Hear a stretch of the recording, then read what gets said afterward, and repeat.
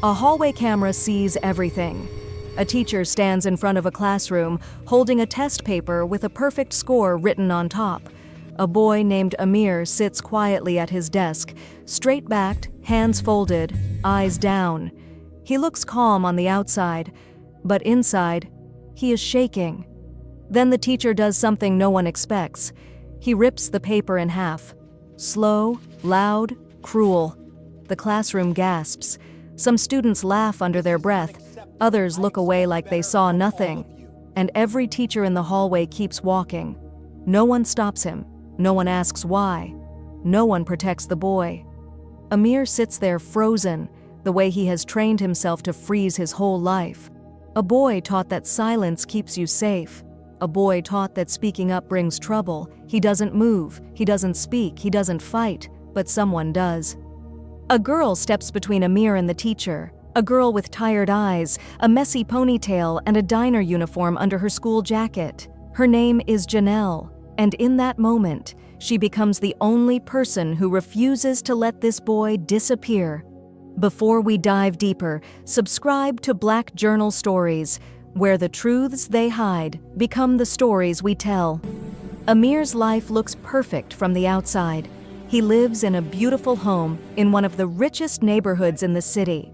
His father is a respected business owner. His mother is known for her elegance and kindness at community events. They are a wealthy Black immigrant family who fought their way into a world that once pushed them out. People look at Amir and say he has it all. But the truth is simple. Amir is lonely, deeply lonely. Every morning, he wakes up to a house so clean and quiet that it feels like a museum. His parents want excellence. They want discipline. They want to prove to the world that they belong in the same rooms as the powerful and the privileged, so they teach Amir the rule they believe kept them safe. Stay quiet, look grateful, never cause trouble. And Amir listens. He listens so well that he forgets how to speak for himself. School is even worse. Amir walks through the halls like a ghost. Teachers talk down to him without knowing they're doing it. Classmates assume he's rich because of luck or donations.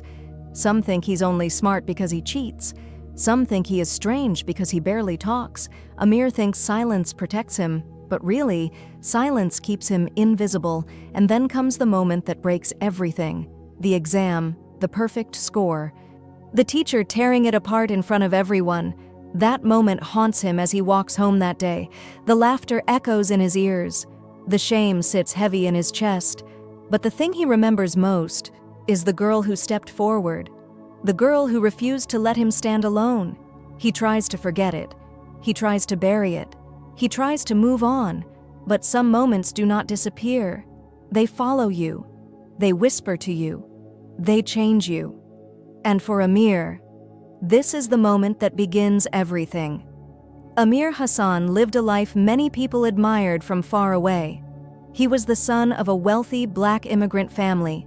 His parents worked hard to build their success. They bought a mansion in an expensive neighborhood, the kind of place where everything looked clean, quiet, and perfect. But inside that mansion, Amir felt small. His parents believed that silence kept their family safe. They believed that to survive in this new country, they had to be excellent at all times. They taught Amir to be polite, controlled, and invisible. They told him that one mistake from someone like him could be used against all of them. So Amir learned to walk carefully. He learned to speak softly. He learned to be perfect, even when perfection hurt. He carried that pressure like a secret weight on his back, a weight no one else could see. At school, the silence followed him. The hallways were loud, but Amir felt like he didn't exist. Teachers underestimated him without thinking twice. Some spoke slowly to him, as if he couldn't understand. Others ignored his raised hand. Some praised other students for ideas he whispered first, and the students, they talked. They whispered about him behind his back. Some said he was too quiet. Some said he was too rich. Some said he acted strange. Some even said he cheated on tests because no one like him is that smart. Every day, Amir kept his head down and said nothing. He thought silence kept him safe, but it really kept him alone. Then came the day everything changed. On that morning, Amir received the highest score in the entire school. He should have been proud. He should have felt seen. He should have finally felt good enough. But instead, the teacher held his test paper in front of the whole class and tore it in half. He said the score was impossible. He said someone like Amir could not earn that grade honestly. He said the result did not make sense. The class watched. Some students covered their mouths to hide their laughter. Others looked down, pretending not to see. The room went cold and silent. Amir froze. He didn't fight. He didn't defend himself. He didn't say one word. His body shut down the way it always did when he felt scared. He just sat there, numb, trapped in a moment he could not stop. No one helped him. No teacher stepped in. No classmate spoke up. No adult in that building saw the pain behind his quiet eyes. But someone in the back of the room was watching closely. A girl with tired eyes and a worn-out work uniform under her jacket. A girl who recognized injustice the second she saw it. Her name was Janelle, and the moment she witnessed what happened to Amir, she knew this was not just a bad day. This was the moment his whole life would begin to change. This was the wound that would open the door to everything that came next. Janelle Carter lived a life that demanded strength long before she ever stepped into Amir's world. She didn't wake up in a mansion. She woke up in a tiny apartment where every corner was shared space. She lived with her mother and her younger siblings, all trying to make the best of what little they had. Janelle worked 2 jobs just to help keep the lights on. In the mornings, she served customers at a crowded diner, carrying heavy trays and forcing a smile even when she was tired. In the evenings, she cleaned office buildings until her hands ached. She was used to exhaustion. She was used to pressure. She was used to being overlooked. But she was also used to fighting. Life taught her to speak up when something was wrong. She had seen racism up close. She had seen people treat her mother like she was less. She had seen teachers ignore kids who looked like her. She had seen the world try to break people who had no power. And because of that, Janelle refused to let herself be silent. That was the world she came from, a world that shaped her into someone who noticed everything, even the things others tried to hide. So when she saw the teacher tear Amir's perfect exam paper in half, she didn't look away. She couldn't. The anger hit her fast and hard, not just because of what the teacher did, but because of the way everyone else stayed silent. Janelle stepped forward, cutting through the space between Amir and the teacher. Her voice was sharp, clear, and full of the courage Amir didn't know how to use. She challenged the teacher. She questioned the injustice. She refused to let the moment pass quietly, the way so many moments like this had passed before. The room fell into an uneasy hush. Amir looked at her with pure shock. He had never seen anyone step in for him, not at school, not anywhere. He did not understand why a girl he barely knew would risk getting in trouble for him. Inside, he felt 2 emotions collide, shame and gratitude. Shame because he wished he could speak for himself. Gratitude because someone finally saw him. But Janelle wasn't thinking about gratitude. She was thinking about truth. She was thinking about the way systems silence kids like Amir, kids who don't know how to fight back, kids who are taught to stay quiet even while the world hurts them. After class, Amir walked out with his head down, avoiding eye contact with everyone. But Janelle stopped him. She wasn't gentle about it. She wasn't soft. She spoke the way life had taught her to speak, direct and honest. She told him that silence doesn't protect people like them. Silence only protects the people who cause the pain. Silence is not safety. Silence is surrender. Those words hit Amir harder than he expected. They felt like truth. Truth he had been running from his whole life. This moment, the clash between Amir's quiet fear and Janelle's fierce courage, became the spark that tied their lives together. A spark neither of them saw coming. A spark that would lead them to uncover truths much bigger than either of them imagined. After the exam incident, Amir and Janelle kept crossing paths, not because they planned to, but because life kept pulling them toward each other. Their friendship did not form easily. It grew slowly, awkwardly, with tension in almost every step. Amir was quiet by nature. Silence was how he survived. His parents taught him to avoid problems, avoid conflict, avoid attention. Lay low, they always said. Don't give anyone a reason to target you. Janelle was the opposite. She questioned everything. She confronted anything that felt wrong. She did not believe in staying quiet, not for teachers, not for parents, not for anyone. Their energy clashed, but it also balanced. Amir needed someone with her fire. Janelle needed someone with his calm. They just didn't realize that yet. For a while, they talked between classes, short conversations, small steps, a careful connection that felt both strange and familiar. But the real shift came the day things went wrong. Amir noticed a teacher watching them. At first, it was subtle. Glances, whispers, a shift in tone. Then it grew more direct. One afternoon, while they were walking together, Amir pulled away suddenly. He told Janelle they shouldn't be seen talking too much. He said people were watching. He said it was dangerous for him. Janelle stopped walking. She didn't understand at first. She thought he was ashamed of being seen with her. She told him he was afraid to stand up, afraid to be seen, afraid to fight back. Her words came out sharp, too sharp. Amir felt the hit. He felt his chest burn in frustration. Then he told her something he rarely said out loud. He told her she didn't understand the pressure he carried.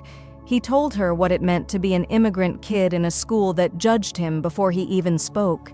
He told her what it meant to carry the shame of failing his parents' expectations. He told her he had been raised to believe survival meant staying invisible. For the first time, Janelle heard the truth behind his silence. And for the first time, Amir saw the fire behind her voice. Their clash was loud, painful, necessary. Because after the anger faded, something new appeared. Trust. They were finally honest with each other, and honesty opened the door for understanding. After that moment, they started noticing things together. It began small. A girl of color getting a lower grade for the same work a white student turned in. A black boy punished harshly for something a white boy barely got a warning for. Teachers dismissing certain students because they're not AP material. The signs were everywhere. They had always been there. But now Amir and Janelle were seeing them at the same time, and they were connecting the dots. Then Amir discovered something else. His tech skills, the ones he kept hidden, allowed him to see grade patterns, digital files, old records, locked lists, data no one else bothered to check. What he found wasn't random. It was systematic. Janelle brought the courage. Amir brought the evidence.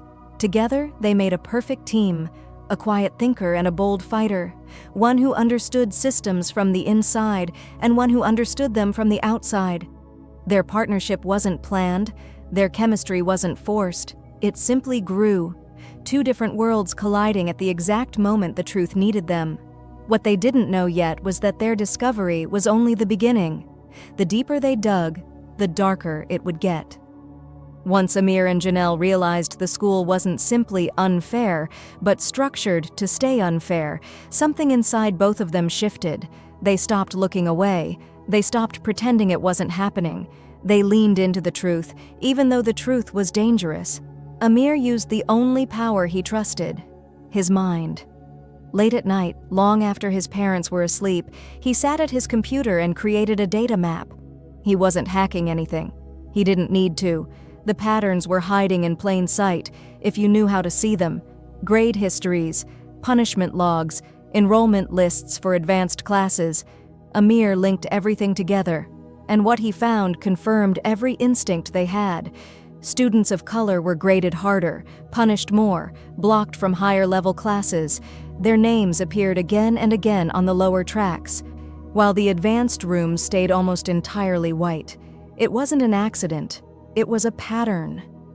While Amir worked through numbers and files, Janelle worked through people. She moved quietly, carefully, asking questions without drawing attention. She talked to students who had been ignored, students who had been mistreated, students who always felt the system pushing them down. She listened to their stories. She collected their experiences like puzzle pieces. Every testimony fit perfectly into Amir's map. Together, they were building something powerful. a picture of the truth the school worked hard to hide. But truth always brings consequences. The system struck back faster than they expected. One morning, Amir was called to the office. The tone was sharp. The questions were vague. They accused him of accessing materials he had no reason to view, even though he had only viewed his own student portal. Janelle was written up the next day for disruptive behavior, even though she had done nothing wrong. It was a warning, a reminder of the power imbalance. Then things got worse. Amir's parents received an email from the school. It was polite on the surface, but filled with hidden threats. It suggested that Amir was involved in questionable activities. It implied that he was starting trouble. At home, the argument was immediate. His father's voice rose with fear and anger. He told Amir they did not come to this country to fight a system. They came to blend in, to survive, to be safe. He said Amir was risking their reputation, risking their peace, risking their future. Amir tried to explain. He tried to tell his parents the truth, but they couldn't hear him. To them, silence meant protection. To Amir, silence meant betrayal.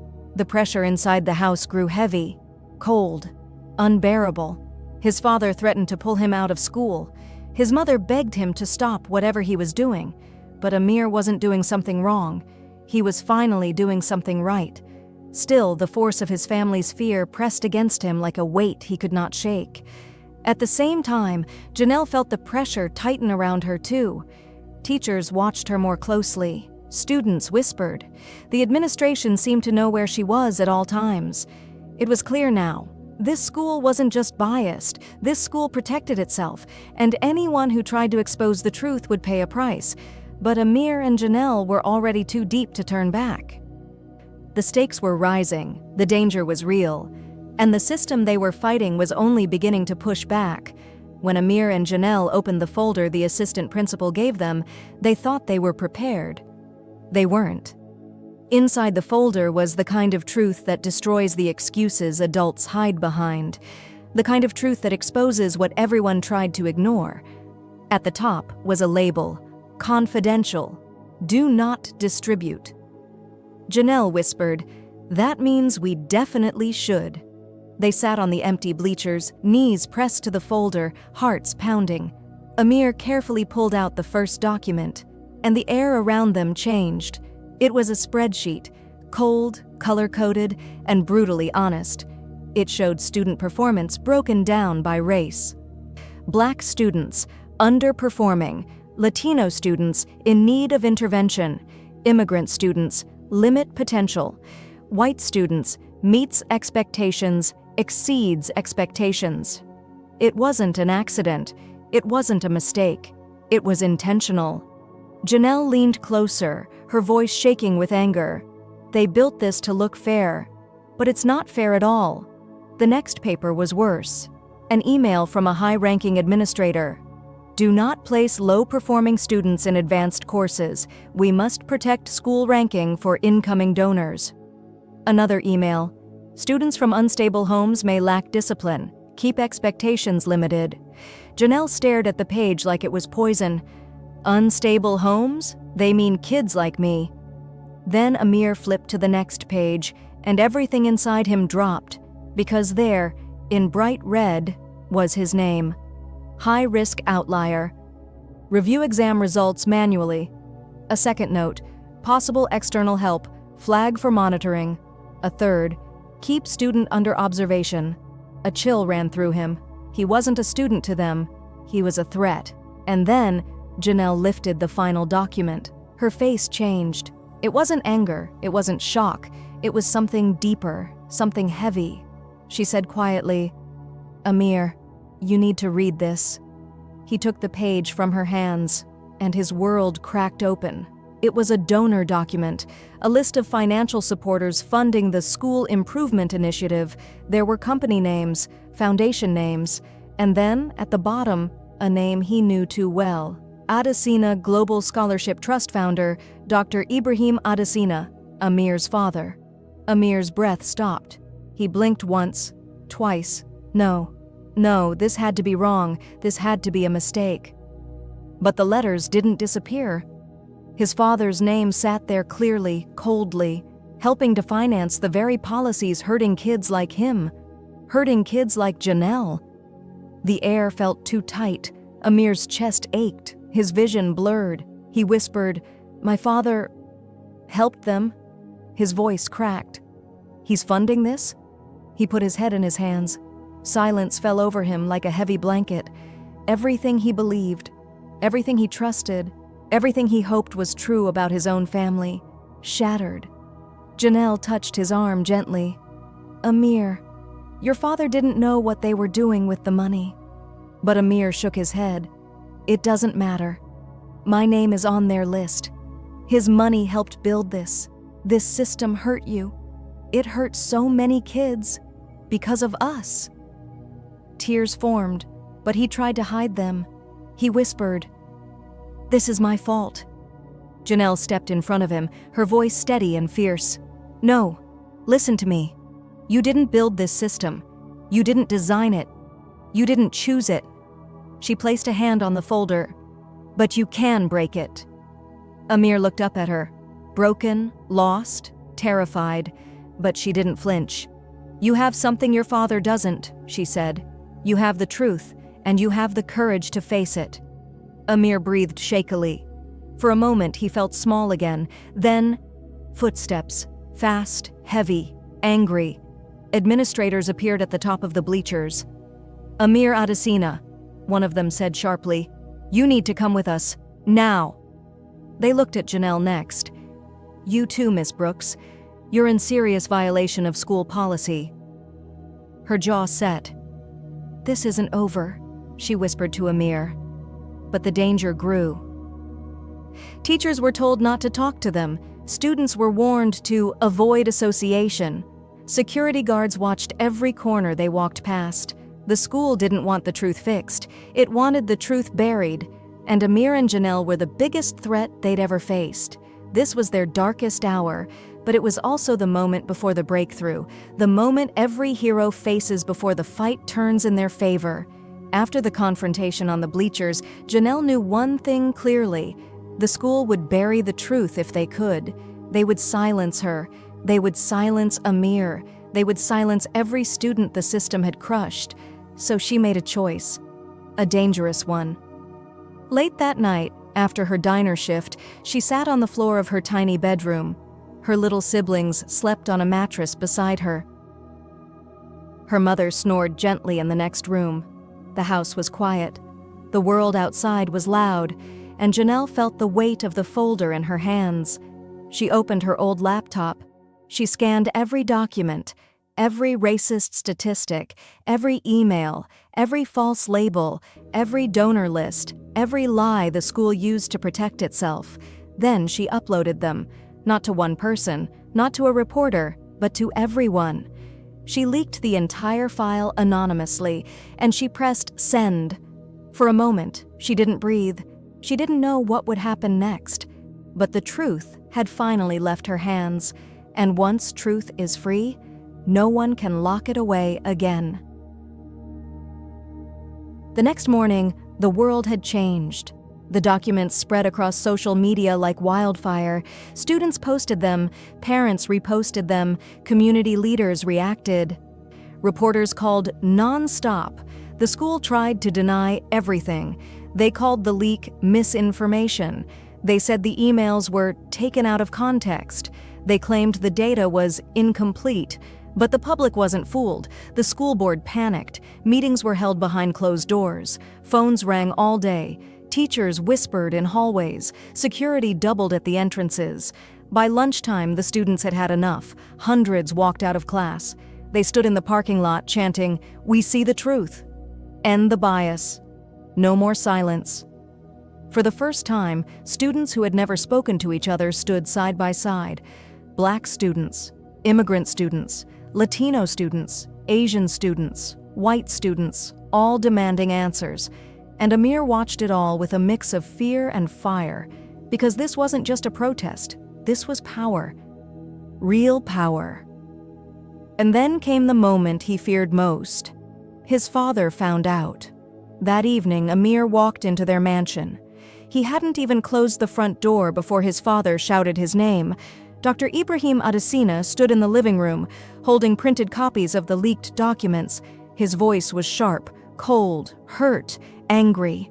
He said, "You destroyed everything I worked for." Amir felt his chest tighten. His hand shook, but he did not look down. Not this time. He said quietly, "No, I destroyed the lie." His father tried to speak again, but Amir continued, "You told me to survive. You told me to stay silent. You told me to be perfect. But silence didn't protect me. It only made the system stronger." His father stared at him, not with anger now, but with a kind of disbelief. "You risked our name," his father said. Amir answered, "I risked myself every day by shutting up." For the first time, his father had no words, and Amir realized something. Courage didn't always feel loud. Sometimes it felt like standing still and refusing to break. And the next morning, reporters camped outside the school, cameras everywhere, microphones in every direction, students chanted, parents demanded answers. The school board hid behind locked doors, and suddenly, Amir stepped forward. He didn't plan to. He didn't rehearse. He didn't have a script. He simply saw a microphone pointed toward him, and he walked into the light. The cameras turned toward him. Everything went silent. Amir took a breath. Then he said words that would travel across the country. "You taught me silence. You taught me to shrink. You taught me to stay grateful and small. But silence was not survival. Silence was slavery of the spirit." The reporters froze. Students gasped. Teachers looked away. But Amir kept speaking. "I am not afraid anymore. And if telling the truth destroys the system, then the system was never worth protecting." His voice didn't shake, not once. And within hours, his speech became a nationwide headline. People shared it everywhere. News anchors discussed it. Activists quoted it. Students across the country echoed it. The truth was no longer hidden. The truth was loud, and nothing could stop what was coming next. When the truth finally spread across the country, the school could no longer hide behind statements or excuses. The pressure was too strong. The world was watching, and the students refused to forget. An official investigation began. Teams came in to review emails, records, policies, and complaints that had been ignored for years. For the first time, the school's secrets were examined in the open. Several teachers were suspended. Some were removed entirely. Others were forced into training they should have received decades ago. The school board tried to repair its image by announcing new policies, clear grading standards, transparent placement procedures, mandatory bias training, a student-led oversight committee. None of these changes would fix everything, but they were a start, and they only happened because two teenagers refused to stay silent. At home, Amir's life did not magically become easy. His father was still hurt, still confused, still angry in quiet, heavy ways. For weeks, they barely spoke. But slowly, very slowly, something began to shift. It started with short questions, then longer conversations, then moments of uncomfortable truth. One evening, Amir's father said softly, "I didn't know the money was used like that." And Amir replied, "I know, but knowing is not the same as seeing." It wasn't perfect, it wasn't healed, but it was honest. And that was more than they ever had before. Janelle's life changed too. People respected her. Students thanked her. Teachers who once ignored her now looked nervous around her. But she didn't want attention. She didn't want praise. She just wanted a school where kids like her could breathe. Her bravery inspired others to speak up about things they had carried for years. Some quietly approached her with their own stories. Others joined the student movement she helped spark. She didn't call herself a leader, but everyone else knew she was. Through all of this, something deep grew between Amir and Janelle. Not romance, not a dramatic love story, but a connection built on truth, shared pain, and mutual courage. They sat together after school sometimes, not to talk about the system, but to talk about life. Amir once said softly, "You taught me to speak." And Janelle smiled, tired but proud. She answered, "You taught me to hope." They didn't need anything more than that. They didn't need labels or promises. They understood each other in a way only two survivors of the same storm can. Their bond was quiet, steady, strong, and it would stay with them for the rest of their lives. In the months that followed, life slowly settled into something new. The school was different now, not perfect, but changed. Students spoke up more. Teachers paid closer attention. The administration watched itself carefully, knowing the world could expose them again at any moment. Change didn't come all at once. It came in small steps, but each step mattered. Amir focused on rebuilding himself, not the version his parents wanted, but the version he was finally becoming. Strong, awake, unafraid to speak. He joined the new Student Equity Committee. He helped design a fair grading policy. He even mentored younger students who had once felt invisible, just like him. His father still struggled with the idea that his son had challenged the system he supported, even unknowingly. But over time, he began to see the truth. Silence had protected nothing. It had only broken Amir from the inside. And slowly, he began to respect the fight his son had chosen. Janelle continued working her jobs, helping her family, and carrying the weight of her reality with steady strength. But now she carried something else too, the knowledge that her voice could change an entire school. She didn't chase attention, she didn't take credit, but the younger students looked at her with new eyes, because she had proven that even a girl fighting to survive could shake the ground beneath an unjust system. She learned to believe in her own power, and she learned that hope was not a luxury, it was fuel. Amir and Janelle remained close, not in a loud way, not in a dramatic way, but in the quiet, powerful way two souls stay connected after they save each other. Their friendship became the kind of bond that would last years. Something honest, something unbreakable, something rooted in truth. They didn't know where life would take them next, but they knew one thing. They were no longer afraid of the world because they had already faced its darkest parts, and they had come out standing, together. If you want more stories that reveal the truths behind power, race, courage, and the human heart, subscribe to Black Journal Stories, where the stories they silence become the stories we tell.